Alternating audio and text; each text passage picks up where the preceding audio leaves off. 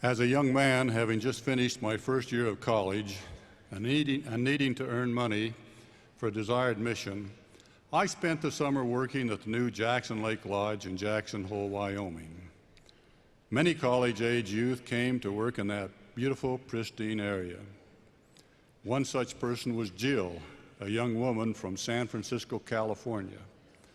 Feeling that a young woman from a big city might be a little bit naive about her new environment, I and a few friends felt it our obligation to teach her about the ways of the real West. We decided to take her on a snipe hunt.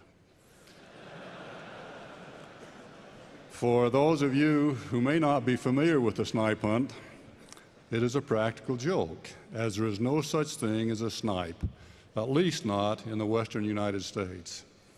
The tools necessary for a snipe hunt are a stick and a cloth bag.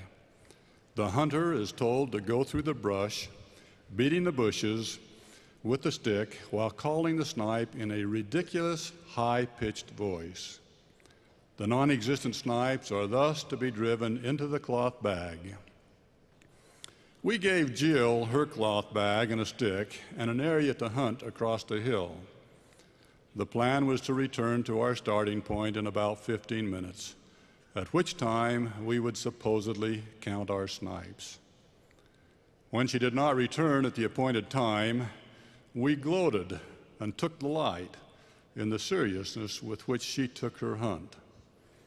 After about 30 minutes, we felt it was time to rescue her, explain the joke, have a good laugh, and all go to dinner. However, it became apparent that she had taken her snipe hunt more seriously than we had expected. She was not to be found in her assigned area. After searching rather extensively and still finding no evidence of her, we began moving into the woods, calling for her at the top of our voices, but to no avail. Hoping she might have gone back to her dormitory, we returned and asked some young women to search for her there, but this also was to no avail. It was now turning dark, and our concern heightened. We enlisted all the young men we could from the boys' dormitory, and with flashlights we continued the search deep into the woods, well into the darkness of night. Frightened, concerned, and hoarse from calling, we decided it was now time to report our ridiculous deed to the park rangers. While we were standing in front of the dorms trying to determine which brave soul would have the privilege of reporting her disappearance, Jill suddenly appeared, not from her dormitory, but rather from that of a friend with whom she had enjoyed dinner, which we incidentally missed, and a comfortable evening with her friends. Her first words to us as she approached said it all. "How do you fellows like hunting? Snipe hunters." Well, so much for big city naivety, and so much for the ways of the real West. The joke was on us, and I have never had a desire for any more snipe hunting.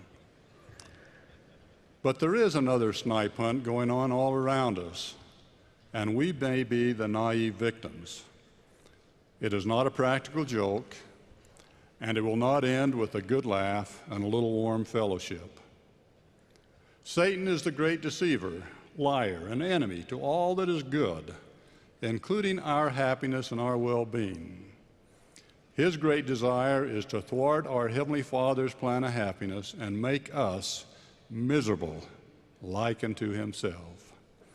Being the very author and perpetrator of deceit, he in effect would invite us to join him in his snipe hunt to fill our bags with excitement, fun, popularity, and the so-called good life. But his promises are as illusionary as the non-existent snipe. What he really offers are lies, misery, spiritual degradation, and loss of self-worth.